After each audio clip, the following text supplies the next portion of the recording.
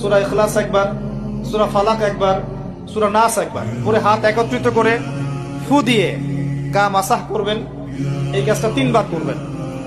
একবার আয়াতুল কুরসি পড়বেন, সূরা বাকারার 255 নম্বর আয়াত, আল্লাহু লা ইলাহা ইল্লা হুয়াল হাইয়ুল কাইয়ুম, এটা শেষ পর্যন্ত। এরপর সূরা বাকারার শেষের 3টা আয়াত পড়বেন, লিল্লাহি মা ফিস সামাওয়াতি, এখান থেকে ফানসুরনা আলাল কওমিল কাফিরিন পর্যন্ত। তারপর ডান কাতে পাশ ফিরবেন, বলবেন আল্লাহুম্মা বিইসমিকা আমুতু ওয়া আহইয়া।